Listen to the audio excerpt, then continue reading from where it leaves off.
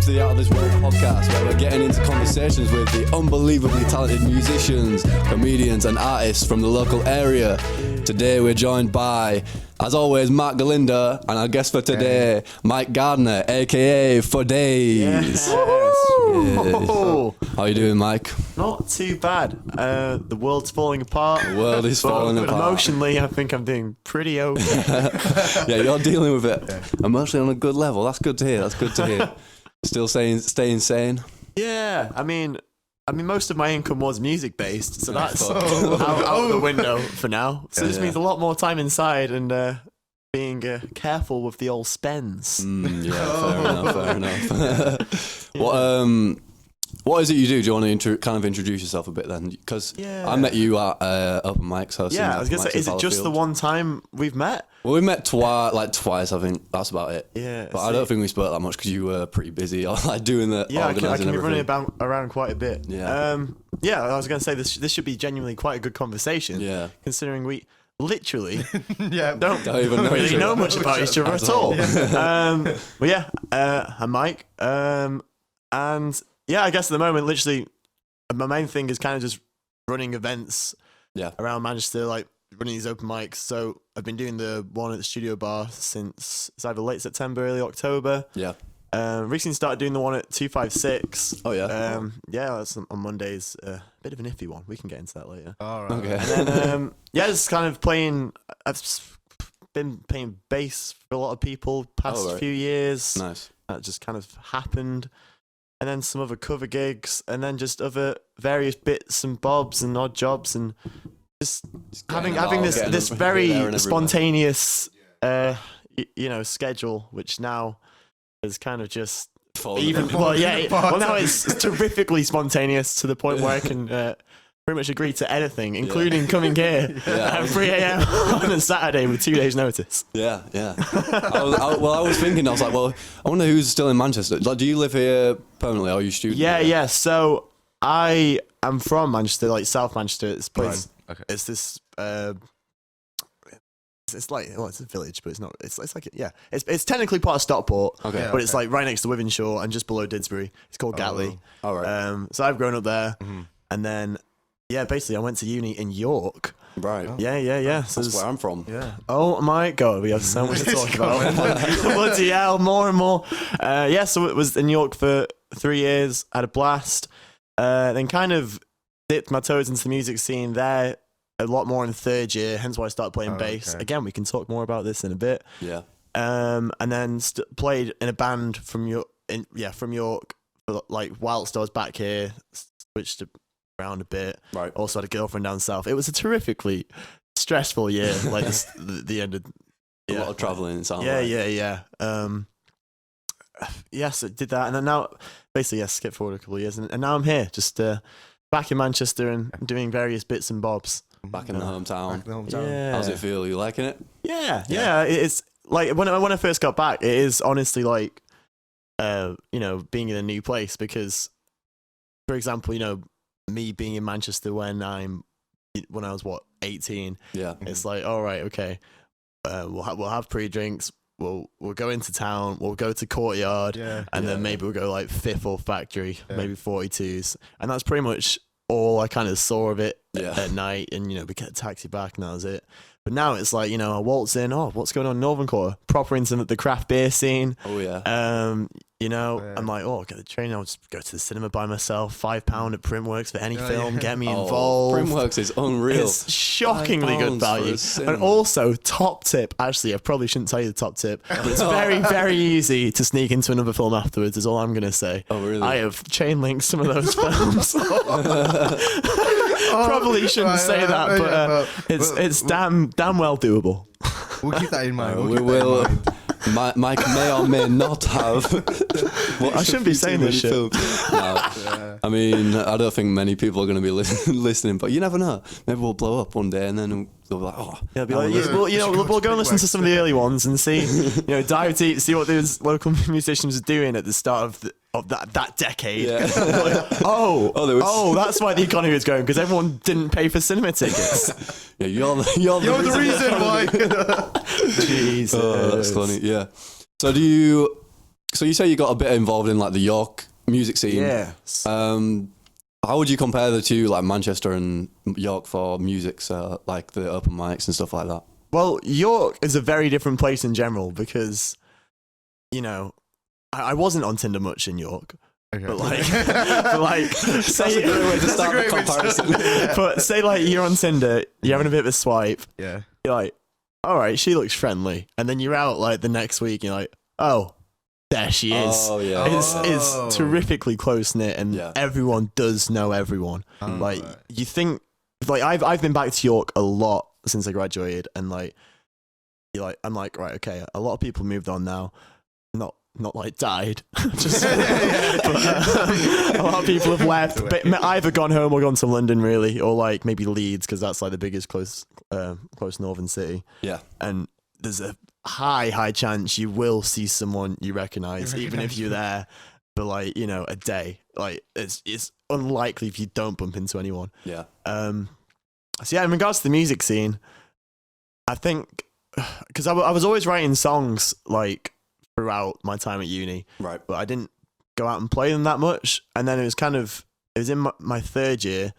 I ended up going to this open mic at the Fosgate Social, which is on a road called Fosgate in York. Gorgeous. You can see the Minster down the road. Yeah. And it's tiny. It's like, honestly, maybe just under double the size of this room. It is really small. Oh. I know Addy Roy was talking about Whiskey Jar on the last podcast, and it's basically like that, but like 20 times less the size. Right. And you know, so everyone is super quiet, really attentive, and then it's just a really nice vibe, like perfect chance to play those intimate tracks. I think the first time I played there, I like had this guy who was like, "Hey, do you want to play bass in the band?" I was like, "Yeah, all right then," because I hadn't played in a band basically when I was 17. I was in a band called Seize the Chance. So that was like the band I was in during college. Do you know a Manchester band called No Hot Ashes? I don't. Wait, No Hot Ashes. I've definitely heard the name. name. Sizable. They've literally just announced that they're breaking up. Oh, really? But it's like kind of dancey indie rock kind of stuff. And the drummer, I went to college with him.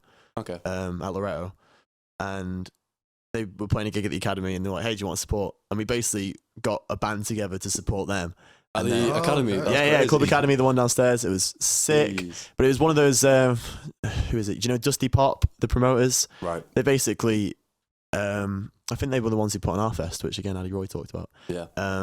It's good for like, if you're starting out, you can get some gigs at good venues, but you have to sell tickets at really, you know, you have to sell, especially the Academy, you have to sell tickets for like quite a high price, and also you have to sell like a certain amount of tickets, and with it being the Academy, it's usually like 50 tickets, right?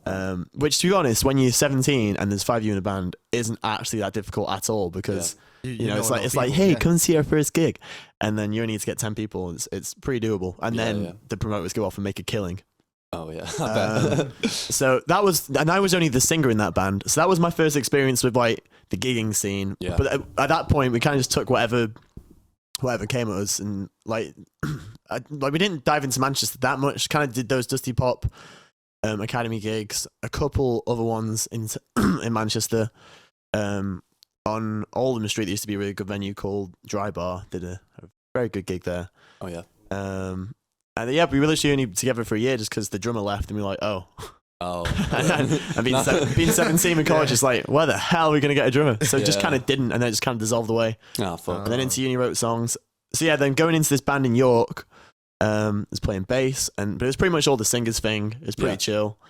So I did that pretty much my third year, and then went on a couple of DIY tours, which is pretty cool. Oh, sick. Yeah. Whereabouts? UK? Yeah. Mostly like northern cities. Played with some other like local Yorkshire bands. Cool. Yeah, it's pretty cool. Just, you know, playing bass and having a good time, sleeping on sofas, and it was proper DIY. Yeah. That band was called Parkley. They're still going. I'm not playing with them at the moment. Fair enough, yeah, it was a good laugh. How did you like? So you were sleeping on sofas. Did you know the people in the cities already, or did you like meet them on the mostly? There was. I'm trying to think. There were 2 tours. The first one was with this band called Baby Names from Leeds. They were kind of like twinkly math emo, which was sick. A bit rough, but like they were really really good lads. I think we did a gig in Manchester and it was really bad. We mostly stayed with people we knew, but on the second tour we played with this band called Peach, who were also kind of like mathy and emo, but dare I say a lot better. Right. And on we did a gig in Glasgow, and one of the bands that were playing the gig, they let us crash, and it was just so sick. It was like it snowed and everything, and then they were like, "Yeah, have a beer." And I was like, "Oh my god, this is the dream!" Literally, just going to a place you don't know that well, and being put up by people you don't know. And then we went to the cafe that's in Train Spotting in the morning, and it was just the full tourist experience. So yeah, mostly people we knew, but then the odd time you get gifted, by a nice dose of love from a stranger. Yeah, that's nice. That's beautiful. It is nice. I do like meeting strangers. Yeah. Especially I bet at open mics you meet so many people. Yeah, lots of characters indeed. Yeah. Like, I think just the name of a few. Have you ever heard of a guy called Crazy Horse? Never. He's like this Crazy Horse, open mic legend. He's old. Right. Kind of looks a bit like Native American. Got his fancy. Yeah. He plays without shoes and socks on, but he plays like proper old timey rock and roll. Yeah, he's an absolute open mic legend. I don't think he open mics that much, but I think the first open mic put on at the studio bar he came down to, and I was like, oh sick. I was like, this is an item on my bucket list I didn't even know I had. Yeah. So but now you can take it off. Yeah. That's so cool. Yeah, and then you get other people who come like doing the like really interesting rap stuff over some stuff they've made in Ableton, and you get poets who I don't know why they keep coming back. Like I'm not I love some of the stuff they do, but I it's really not the venue for it, studio bar. Because I proper do respect open mics which have a that everyone listen to the artist mentality, which arguably is the best one. Yeah, but it's just not doable in a venue like the studio bar. And if I was to try and do that, I'd be a prick. They'd be like, who the fuck's this guy telling me to shut up and let's say for like a £2.90 pint, do you know what I'm saying?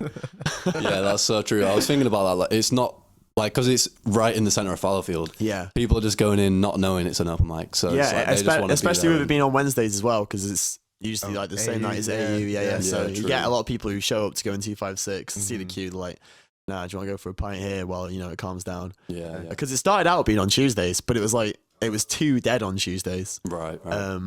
It was almost like, basically we did an open mic this week, which I'm still not too sure I should have done. One of the main reasons I did it just because I knew it was going to be the last one for a while with everything that's going on. Yeah. This is recorded in March when the coronavirus is at its peak. We don't know when this is going to be released. So I knew it was going to be the last one for a while, so I was like, yeah, we'll do it. But like pretty much the only people that were in the bar were there to do the open mic, which is kind of what it used to be like on Tuesdays at the start. Which is why I moved it to Wednesdays, because we're like, hey, we'll get at least some extra punters and it'll feel more complete. But with that comes less people listening. But it's an alright trade-off because it feels more social as a rule. Yeah, definitely. Yeah, it's a good vibe. I feel like you can go just for a few pints. You can go, or you can go to listen to the artist if you want. It is really good for meeting people. Like the amount of people I've met through it, and like when we started up again in January, like so many people have been like most weeks since then, and like there is a proper regular crowd who just keep coming back. Right, don't know why they do, but I'm glad they do, and I'm glad that I get to spend it with these lovely people every week. There's always good people there. It's all very good artists as well. The quality is actually is surprisingly decent. But you still do get a nice amount of like kind of first time performers too. But even then, I think it's kind of caught on to a few of the BIM students now. Who even though it might be the first time playing, they're still somewhat musically inclined. Which is pleasant. Yeah, nice. Yeah. Do you do the one in 256 as well? Yeah, that's a new venture. Right. Because they used to do this bandioki night there. Right. And it was fucking amazing. Right. Yeah, that sounds like a lot of fun. They do that in Ziggy 6 as well on a Tuesday, I think. I think that might be the same band, Oh, probably. Literally just band plays and you can get up and sing. And it was a absolute hoot. Yeah, it's good. But then I don't know. I guess they fell out with whoever was at 256, and then Matt Loretti from the Vandalis, because he's put on gigs at 256 before, and he knew that they wanted someone to do an open mic, so he put me in contact with the guy. So I met up with him, and everyone's going chill. We're like, oh yeah, open mic, yeah, I can do this. And he was like, right, so how big's your band? I'm like, what? What? I'm like, right, I'm playing some bands, but it's like, I was like, do you know what an open mic is? He was like, because his idea of the open mic was pretty much the bandioki, and I was like, nah. I was like, how big's your band? Just me. Yeah, he's like, so can you play like any song? I'm like, nah. Yeah, basically, that is kind of like a default open mic now, even though it's not what the man was expecting. Right. Is he trying to look for someone else, or is he just accepted that that's what it is now? Well, he'd accepted it, especially because he doesn't have to pay for a full band being there every Monday. I guess. Yeah. So I guess he saves money in that regard. Yeah. But yeah, it's been a bit on and off. Just because the fucking size of the venue, and on a Monday, you never know what you're gonna get. Sometimes it can be really good, and other times it can be absolutely atrocious. There was an awful time in like the third week. Have you seen Mads, the beatboxer? Yeah. So he's helped me run it a few weeks, and they just don't have a mixer there. So like we've always had to borrow a mixer from somewhere else. And there was one time I was driving, so I was like, Mads, I'll give you a lift. Can we borrow your mixer? I'll give you some free pints. Did it. Got there. I unplugged. I think I was going to plug in my interface and just heard this pop. I'm like, oh my fucking God. And then Mads is like, yo, mate, I think you might have blown my speaker. I'm like, oh my God. And I'm like, I literally feel sick. Like, very few things. Like, I'm like, I honestly want to throw up because like this is mad. Because Mads being a beatboxer, his livelihood is making pennies. Yeah. A lot of it coming from busking with this fucking amp. I'm like, oh my God. And he said, this is like a 700 quid amp. I'm like, oh my God, how much money do you think I have? And then I remember the conversation I had with the guy from 256 when he's going around like, showing off. He's like, oh yeah, we've got all this, we got that, we got the pool tables, we got all these drinks, we got these speakers which are worth 28 grand. And at the time I'm like, all right, yeah, cool. And then I'm there like having that conversation replaying my mind after I've heard this pop. I'm like, oh my fucking God. Try and play some music. I'm like, why the fuck isn't the music coming through? No. So we run this entire open mic through like their monitor speakers, and then the manager's there like at the end of the night he's like, Mike, are you good to turn the music back over? And I'm like, yeah. And then nothing comes through, and he's like, oh, you turned your music off yet? I'm like, oh, hold on. And then he does it, and then some music comes through, and I'm like, oh my God, thank God. I'm like, because like we had been fucking panicking, man. Yeah. We would like, I was just kind of worried about it financially. And then Mads was there like, mate, we don't even know who runs this this bar. There could be like, bad people like higher up who like, if we can't pay them, I'm like, oh my God, why would you say that? And I was like, it was one of the worst nights of my fucking life, just because of constant terror of not knowing what was going to happen. But luckily, didn't break their speakers, managed to get Mads' amp fixed pretty easily. It could have been so much worse, and it's a big fucking lesson learned. But yeah, so basically that open mic can only go up from there. Yeah. That was in week 3. Yeah, it's got better since then. Yeah, I mean, to be fair, when you get those £28,000 speakers working, it can sound fat, especially when you... Oh, sorry, my mum's ringing. Let me just tap that away. Yeah, especially when you get something more than like acoustic guitar through, like Mads' beatboxing, or like sometimes when I do like some synthy stuff and put it through those subs. Oh my God, it is I bet it's huge. Nice. Yeah, I bet it's so nice. Stupid. I'd love to have like just a really nice studio setup one day with lovely speakers, just like every frequency. Like these speakers are just, there's so much too much bass. There's no high end. See, fair, mate. I mean, whenever that starts on Monday again, and I'm doing it, just plug into the mix and see what those mixes sound like through a fat sound system, because they're probably pretty good.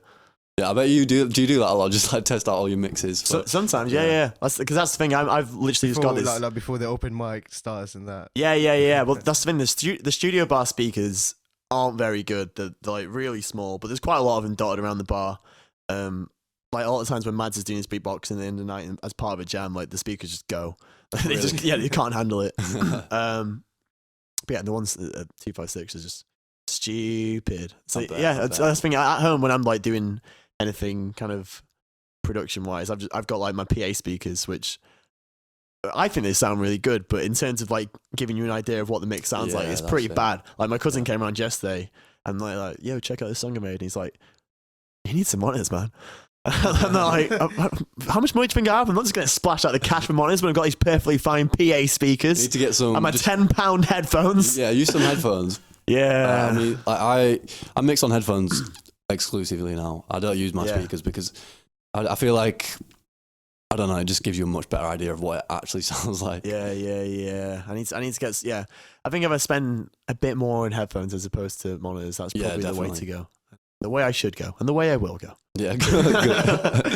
Yeah, I've heard, like, because if you get expensive monitors, then it still might not sound the way you want it because you need to treat your room acoustically because it's just going to bounce, the sound's just going to bounce everywhere. I've had a look at, like, soundproofing, and it does seem more effort than it's worth. Especially when you can just use headphones. Yeah. For like, you can get a good pair for like under £100 probably, like a decent enough pair. Well, yeah, bloody hope so. Yeah. Yeah, you hope so. Now your income source has dried up. Yeah. It'll be all right. Like I know, I wasn't making mad amounts of money anyway. Yeah, it's just merely inconvenient. I know people are going to be worse off by it. Yeah, and I'm fine. You know, I'm fine being by myself. I can entertain myself. Yeah. I'm technologically able. I'm easy. It's easy to keep in contact with people. I can, but honestly, I'm not too affected by this. That sounds really privileged. I'm not too affected with this whole coronavirus thing, but I definitely not got it as worse off as some people. Alas.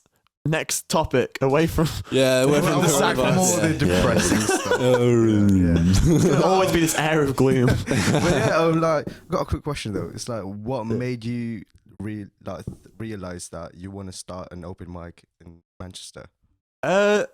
So I guess I came back from uni, because I've always been writing songs. So I when I came back from uni, I did like this trainee virtual reality course. It was all right. It sounds cooler than it was. It was still pretty. It was still pretty cool, but it definitely sounds cooler than it was. Oh, okay. So I did that for like a year. It was kind of like a free. It was like a kind of master's kind of internship thing. Right. Some weird grey area limbo, but it was good for like meeting people and exploring Manchester more. Did that, chill out over summer, then broke my elbow when I was on holiday. Oh. So that kind of. How did you do that? Oh, I freak accident. It was freaky. Basically, I was on holiday in Florida. Florida man, Brit. Yeah. And it was late at night. I was on my longboard, getting down this thing, and tripped over it, and basically knew I'd broken my elbow. Bad. I had to whack the health insurance out. Yeah. Luckily, it was all okay. If you got health insurance over there, they treat you like a god. Oh, really? Yeah. It's really good. But that kind of like, I don't know, any career plans which I maybe could have made, which I don't even know if I would have, got put to the side anyway for at least a couple of months. And I kind of got stuck in this weird routine. And then basically at some point after the alarm thing, I was like, all right, I need to do something with my life.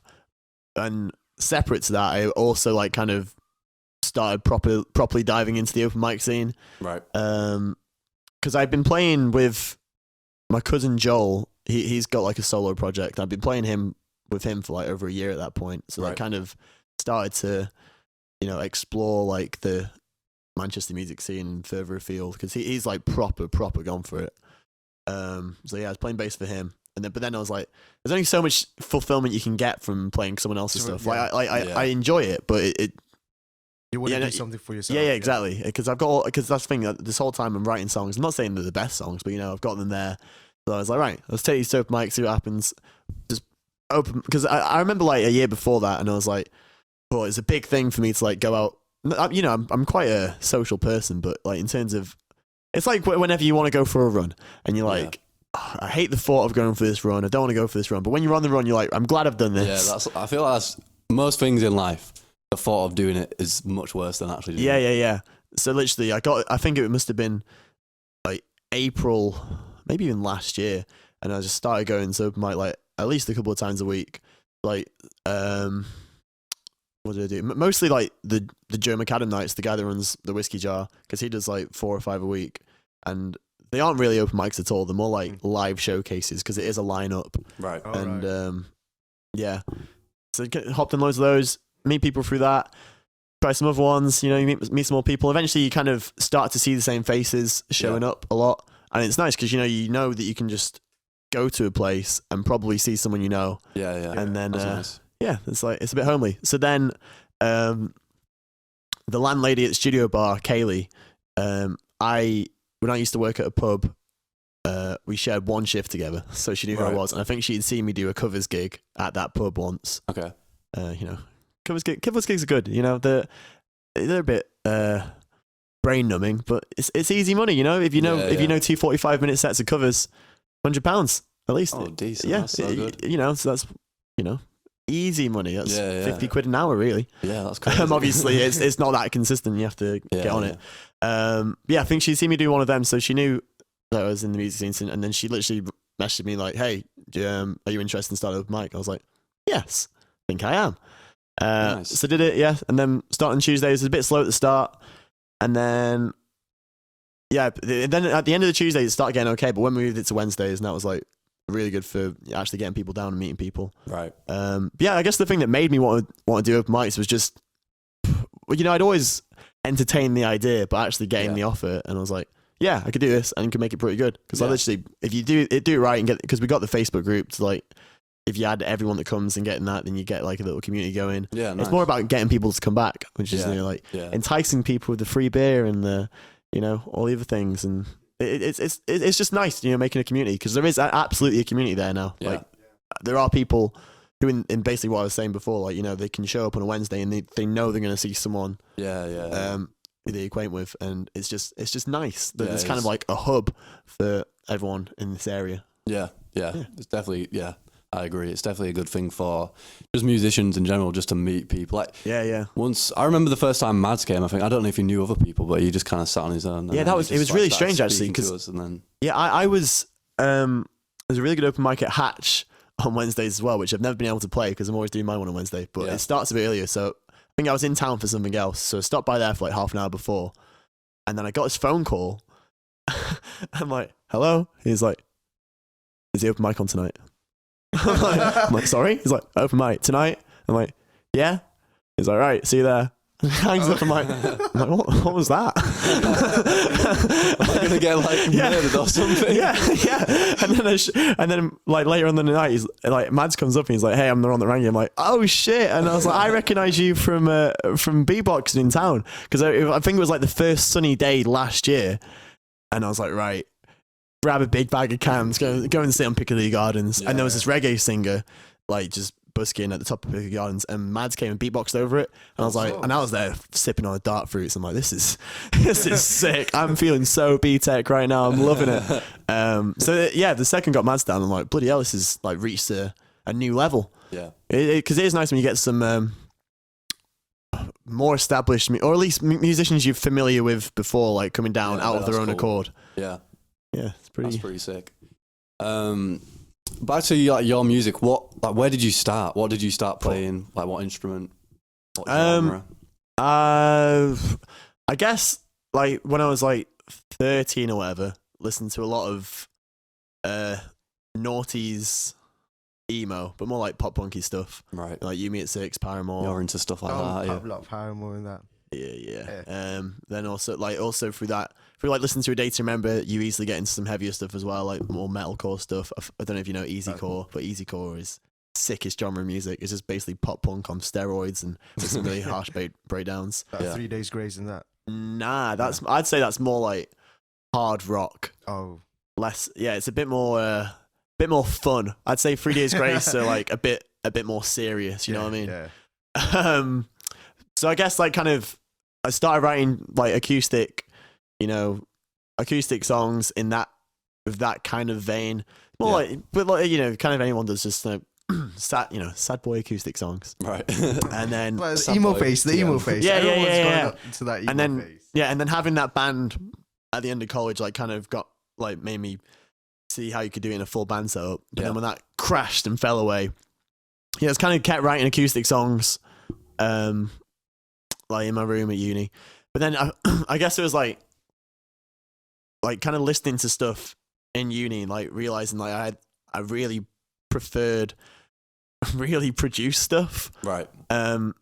Like I know a lot of people giving shit, but the 1975, like honestly, man, some of the stuff people say all the songs sound the same, but if you listen to some of the album tracks, there is some really interesting, diverse stuff going on. Yeah. There's this podcast called Tape Notes, and it's this guy who he gets musicians in. I think he's got like Bombay Bicycle Club in 1975 and other bands like that. He gets people in, like they go through 3 songs and like dive into like each song, like all the parts and all the bits, and like 1975's one is so interesting. Like nice. Yeah, like I love stuff like that. Yeah, like all the layers and everything they do in terms of like coming up with the tunes, it's like so thought out. And like a lot of the singles do kind of have the same melody, but like some of those album tracks are so well done. So I guess I kind of realized that I really like well produced stuff. Yeah. And because of that, like I've always wanted to release something which is decent, like good, which is why I never have released something, because I'm like constantly waiting for the right time to do it, which arguably isn't the right way of doing it at all, because you should have something out. It'd make a lot more sense of all these open mics out if I did have something to, be like, hey, get this. But I'm like, I was trying to find something like I was trying to listen to your music. There was one video of you like doing something on your computer. Oh, but nice and vague. It was, no, was it on Facebook. My Facebook? Yeah, on Facebook. Yeah, your 4 days. Yeah. I think even that, I don't think you can even like it because something's up with the page. Really? I've really not pushed it that much at all. But so I think I kind of just realized I was more into the production world. Yeah. I'm definitely not a good producer at all, really. But I've it's kind of every good producer. No, I've just I've spent a lot of like the past year and a half just kind of every now and again going in, just kind of messing about. But then like within the past half year, like through that, some catchy bops have maybe emerged. Yeah. And then like also bringing some old songs in with like a bit of a refined approach. Basically just putting some chorus on that guitar. You're like, whoa, this sounds interesting. It's a new song. Yeah. And just like vocal effects as well. Like that's really interesting. Because I've not done that many straight out for days gigs, like maybe 3. Right. But the first one of those, like I did through this big speaker system and like playing some of the subby stuff with the auto-tune stuff, it's like, it's exciting. Yeah, sounds good. Yeah.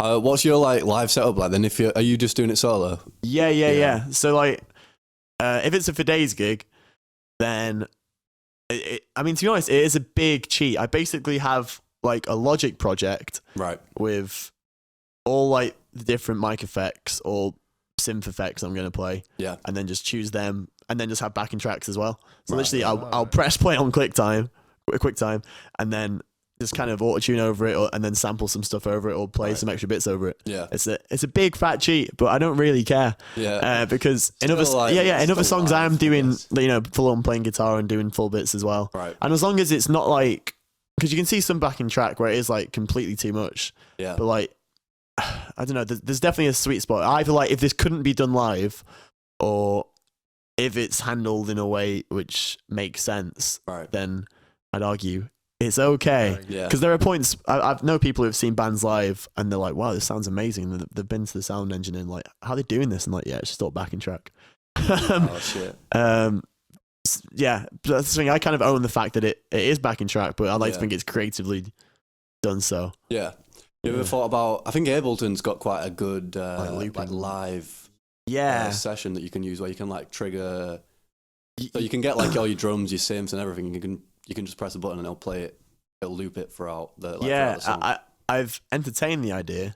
It's just a case of pretty much my main workflow is all in Logic at the moment, so it'd be a case of exporting everything and move it over, which probably isn't too hard to be honest. I'm not sure. Yeah. I know you can get those big like MIDI keyboards which all have all the coloured squares, which looks pretty ideal for doing that kind of thing. Yeah. Which maybe one day I could get into, because it would definitely be more of a live performance. Open mic 2 weeks ago had this girl called Zoe come. I think her stage name is Zoo, SZOE.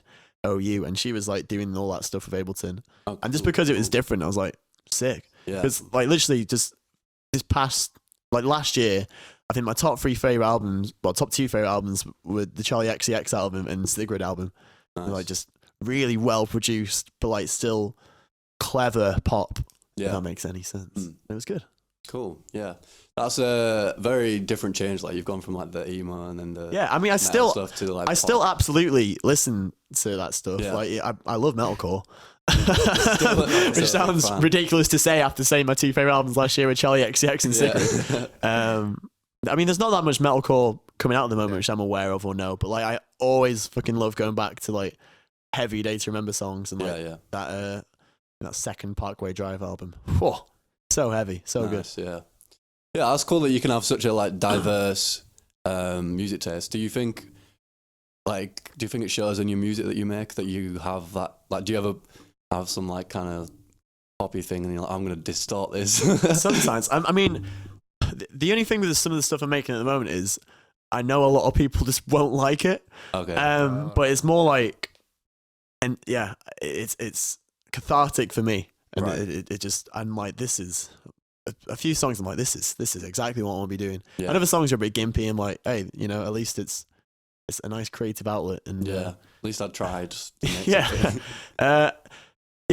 there's not much like genre blending at the moment. Yeah. I'd say each song is kind of like its own separate entity. Maybe Right. each song does sound different, but there's not too much like, it's not like Enter Shikari when they're doing like getting like really heavy bits and then pop bits and then dancey bits. Yeah. It's like each song kind of has its own bit. But then there are acoustic songs and there are some synthy songs and Okay. Bit of variation. yeah. And I'd love to dive a bit more in like the trap world and like Yeah. and like I'm trying to like, I've got a song at the moment which is like a proper ode to SoundCloud. Oh yeah. It's like just sampled everything and a bit of auto-tune. It's a good laugh. Nice. Yeah, I think with the internet though, like you said like the stuff you're making, you feel like people might not like it, but with the internet, I feel like there's always going to be someone who will like it. If you're making what you want to do and it's authentic. I really hope so. Yeah. Yeah. I mean, I hope so because there's a couple of songs which I'm like, this is worth actually. Another reason why I haven't released music is because I'm like, I want, I do want to do it right and like at least have a bit of an audience. It feels. I'm the same though, and I feel like if someone said something, I was trying to learn to mix once. I was watching a YouTube video and some guy said, when it comes to like art, it's never finished. It's finished when you say, okay, I'm done now. Yeah. It's never like there's no point where you could be like, okay, I'm satisfied with that. You just gotta be like, okay, it's done. I'm done with that. I'm moving on. I'm releasing it. Like I've been a lot more like that, literally, in the past few days. Whilst not much to do, I'm like, right, this song, is probably there because it is, very SoundCloudy and it doesn't need to be well produced. Yeah. Then there are a couple of songs I have which I'm like, right, I might actually go and have to find someone to mix and master this properly because Right. I think I've reached my level where I can do all I can with it. Yeah, there is that as well. Yeah, it's a bit annoying sometimes where I'm like, I know what I want it to sound like, but I just can't get it there. Yeah. Especially with mixing. I don't know if you mix your own stuff, but that's the the thing. I worst. do it to the best I can. Yeah. Because I've got a song called "Want Me To" at the moment, and it's like pretty much at the level that I can get it to now. Yeah, and I'm gonna have to give it to someone else. I might even see what you say to it. Yeah, I can have a go. Yeah, it is. I don't know. It just sounds a bit muddy, which is Right. a very traditional thing to say. Yeah, you've got a Mac though, haven't you? Yeah. My computer's just struggling with the amount of things that are on it when I'm mixing, because obviously you got EQ on everything, compression, reverb, and it's not. My computer's just not having it recently. My Mac's, I think I got it at the end of 2014, so it is getting on. Yeah, but it's doing it. It's I think the job. I don't know. They're just better at music. I feel like I don't know what the difference is, but they're just better. They don't seem to lag as much. I feel like. Yeah, I love my Mac. Honestly, I could not live without it. There was one time, I went down to Brighton with my cousin because he was doing like a pub gig there, and he didn't want to drive for 6 hours by himself. Right. Yeah. So I went, drank the 3 pints that he got, and then we stopped off in a McDonald's. And I left my bag in the McDonald's, and we drove away. Shit. I'm like, oh my god. rang the McDonald's and like, it's all right, we got the bag. I'm like, fucking yeah. So lucky. Because honestly, if you ever lost that, I'd die. Yeah. It's I feel like that's how your you. whole life's work. yeah, it's like not even. It's just my workflow. You know, everything I Yeah. do goes through that. It's like, you know, I feel like that's a testament to how nice of a place it must have been. If you left your bag with a Mac in the McDonald's and no one even stole it, must be a good place. Brighton, what a place.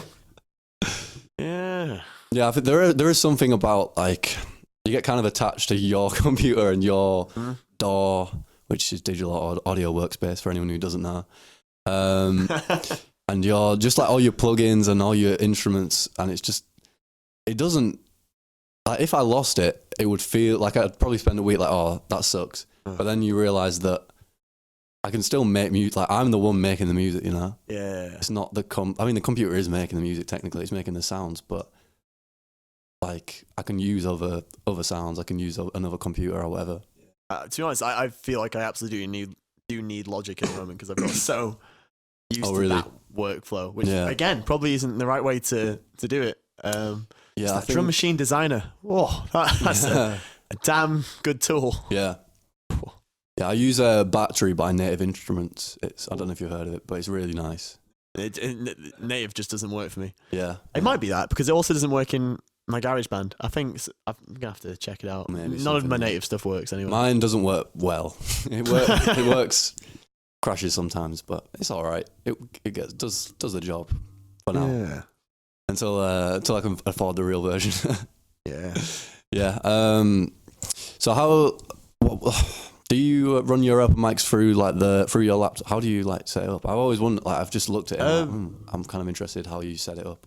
It's pretty easy to be fair. Like to be fair, the studio bar have most of the stuff there already. Literally, it's their mixer. Okay. I mean, I do have a mixer, like which I use for my PA. Yeah. It's way easier if I don't bring that. Right. Because also the studio one has more channels anyway. Literally, it's their mixer. Yeah. Their mic stand. So I just bring the mics, the leads, a guitar, a house guitar. Which Yeah. got bled on the other day. Someone was playing it so shit. hard it just got Someone covered in was blood. shredding. Like everyone was like, mate, I'm so sorry. I'm like, honestly, mate, pretty cool story. Yeah. Because I can tell it in instances like this. And Yeah. everyone's like, fuck, yeah, nice, man. That's pretty. That's I mean, they cleaned up, so I'm like, yeah, that's it. respectful, If Yeah. you bleed, clean up. It's fine.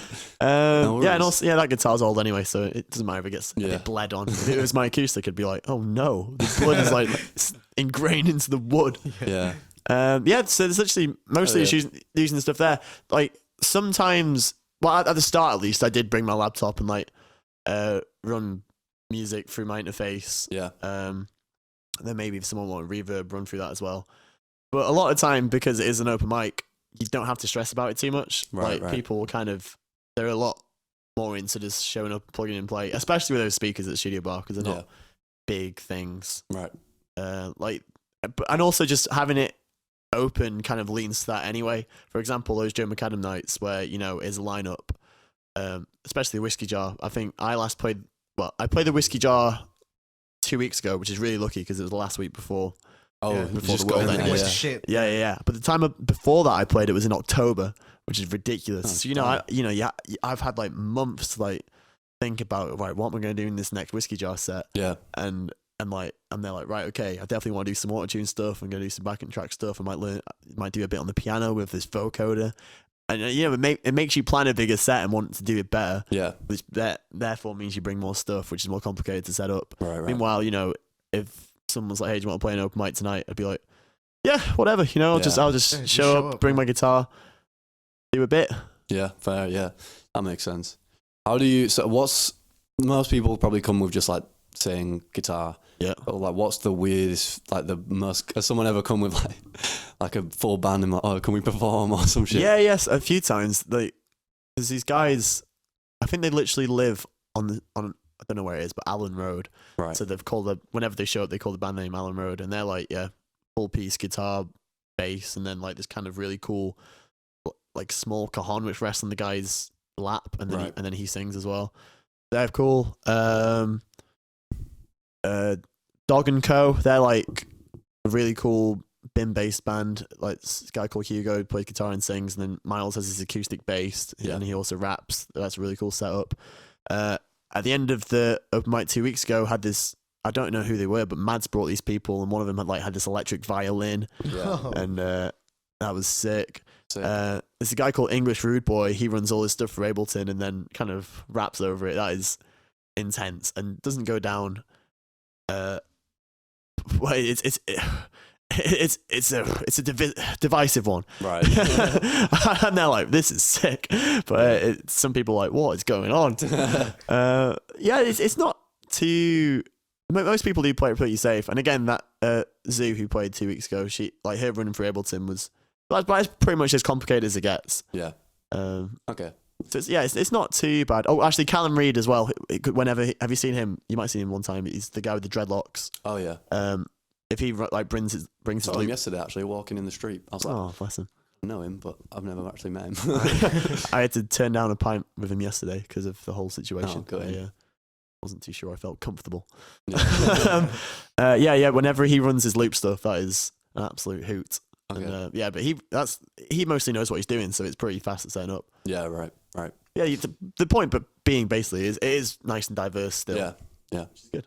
Have you ever had a problem like taking stuff and someone's been like, "No, you can't do that"? In what sense? It's like, what do you take? So you have like do you take like a keyboard or anything?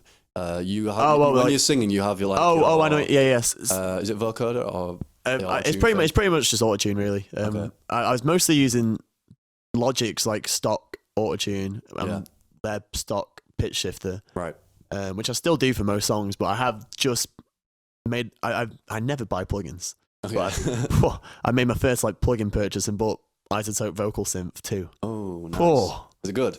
Yeah, it's pretty Isotope sweet. makes some really good. Yeah, plugins. man. So with that, I got Nectar Free as well, which is like the vocal processing. It literally it has this assistant. You play the vocals to it, press assistant, it listens to it, and then all by itself puts on the compressor, EQ, everything, and like really? comes out. And Jeez. yeah. Like I don't even know how to mix vocals anymore because I'm just like this can do it. Yeah, that's mad. Yeah. So yeah, like I've run my vocals through that sometimes now. That's what I did from like my more the piano one I did at Whiskey Jar the other day, which is likened to Bon Iver. But yeah, I think sometimes I've played an open mic at Izzy Walsh's at the Bay Horse, but no, actually there's a place called Bab, this kebab place on a Friday night. Oh yeah. And I was like, "Yo, I've got my laptop, I do some backing track," and she's like, "Best not." I'm like, all right. Guess it'll just be a guitar set. It won't be as interesting, but okay. So yeah, that's the only limitation. So people are like, nah, don't. Yeah. So it just depends on the person like running the open. Yeah. That's the thing. If they don't know what's going on and it's like a completely foreign concept for them, they'll be like, yeah, can you not? What is all this? I'm like, to be fair, whatever. I'm like, but in my mind, I'm like, yo, it's just two jacks, you know what I mean? Yeah, but then, but you can sing as well though, so it's not a problem for you. Yeah. You know, diversity. Yeah, do it all. He's a multi-talented man. Yeah. Sure. What would you say your best gig ever was? It's a big question. I've been fortunate to do quite a few good ones. I've never played like a massive. I think the biggest gig I've ever done was this January. Actually, I like played bass for that York band again, right? Because the bassist who they're playing for them at the current time couldn't do it. Okay. And the band that I was playing in basically sounds exactly like Modern Baseball. I don't know if you know, it's like this indie emo band. Yeah. And one of the ex-members of that has a solo project called Slaughter Beach Dog, and they played at the Broodnell in Leeds, so I got to support them. That was pretty sweet. Nice big venue. Another good one. All those Academy ones I did with my band from college were really good, especially this one at Dry Bar in the March, full-on headline set. Yeah. It's for a college band, it just felt very good and big, and did a stage dive. Oh, yeah. I bet that was good. Yeah. Were you worried like halfway through, like, what if they don't catch me? There weren't that many people, and it was my friend's ex-boyfriend who was definitely going to catch me. He was a massive lad. Okay. But apart from that, I think solo stuff. I play bass for my mate Jack Hyphen, and my mate James actually. Yeah. James Stephen, and we did a gig at Sacred Trinity Church in November. Right. So it was have you seen Moy Cohen? He's based in Fallowfield. He opened because we needed someone to open, and I'd seen him. I was like, let's get him involved. Yeah. And then I did like a for days set, and then played bass in James's band, and then played bass in Jack's band. Yeah. But like just for me personally, playing like my synthy auto-tuning stuff through like big speakers in a fucking church in front of like a nice amount of people too. Yeah. Was sweet. Yeah, I think I saw a picture of that. It looked so cool. Yeah. It just like just the lighting and then like the big church windows. It's man. Such a cool setting. I think the other good one as well. I put on my first. Well, I had two mates, Josh and Ellie. The stage names are Wounded Bear and Rosalind. Right. Do you know Benjamin Francis Leftwich? He's on 1975's label Dirty Hit.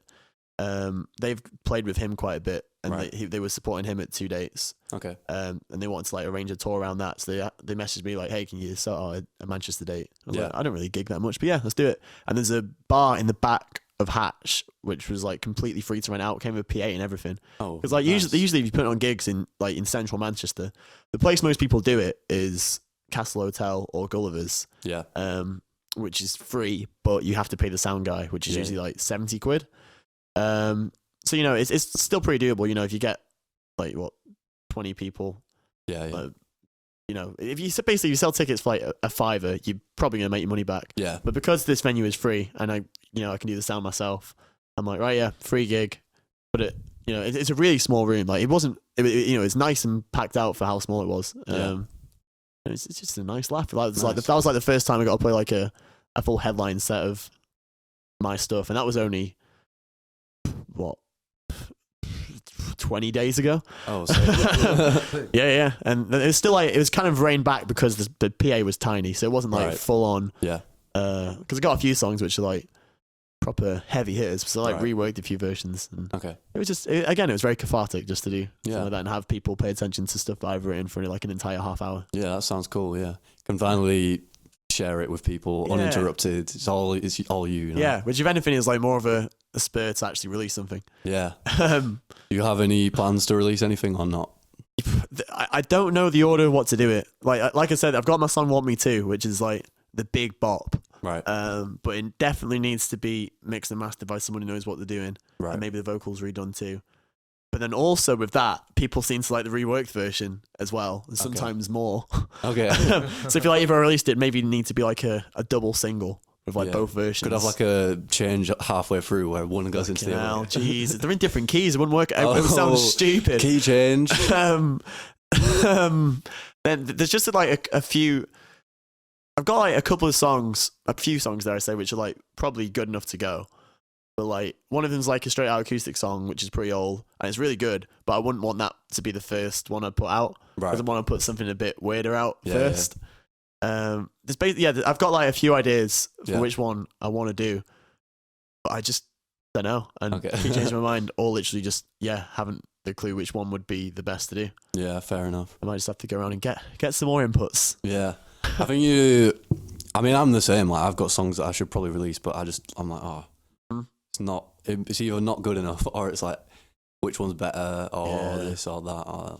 I feel like you've just got to upload stuff and just be like, I've got more stuff. I know that I've got more stuff. I know that I'm going to write more stuff. Yeah. So that if this isn't the best, then it doesn't matter anyway, because I'm going to do better things.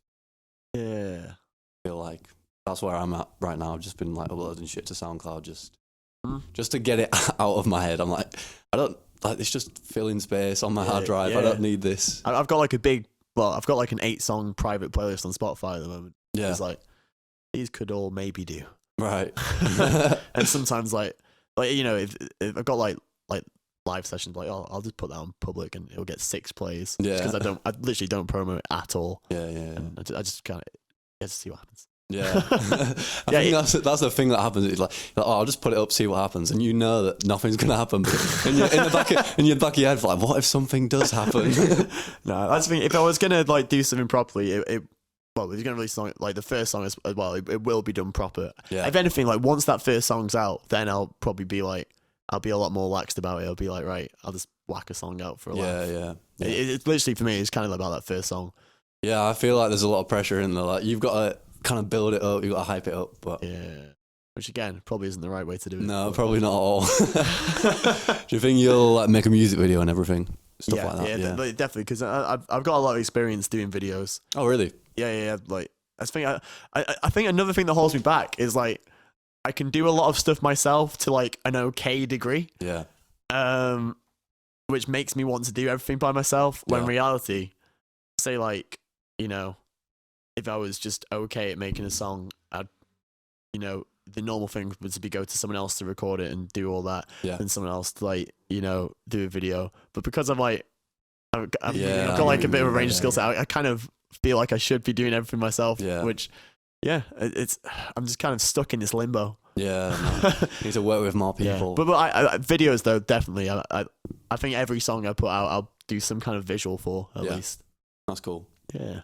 Like, do you think more like camera videos, or can you make like visual art on anything like that? A mix of both. But like I've used Unity a bit, so I don't know how much I'd do in that in terms of like 3D stuff. If anything, it would just be like importing some scenes, and it'd be like complementary to something else. Yeah. But yeah, I'd love to get some. I don't know. It's a nice arty. Especially want me to. It needs to be like this. I'm envisioning like this, neon lights and fucking shallow depth of field and art. Just something that's nice to look at. Yeah. And then like another one that I've got, I'm like, it doesn't need to sound. The song doesn't need to sound that good, and therefore the video doesn't need to look that good. I'm literally at the moment like planning a fucking dance for a song. It's like TikTok dance. Yeah. Just like film it through my phone, just do a dance to it, and then maybe have something funny at the end of the video. Yeah. So, I feel like those are the most entertaining videos to watch. Like where people are just doing dumb shit. I'm like, it'll be videos I fucking dumb, mate. It's gonna be so dumb. Yeah. Good. I look forward to seeing it. Yeah, anyway, it's been an hour. Has it? Yeah. Check us out. Yeah, I was sweet. there like, whoa, how much time are we going to fill? I was like, what can I say? And I always feel like every time I'm doing one, I'm like, it's an hour, that's a long time to speak for. But yeah, it always seems to just kind of fly by. Yeah. Big. Yeah, It's sweet. true. It's been a pleasure. Have you got any socials, anything? Yeah, I mean, it's Mike for Days, Insta. That's probably the main thing at the moment. I'm currently working on trying to figure out my life. Okay. There'll be a For Days YouTube at some point. Yeah. But Insta's the best place for now. Okay, cool. Or just add me on Facebook. We can be friends. We can Yeah. talk about the world. That's right. Yeah,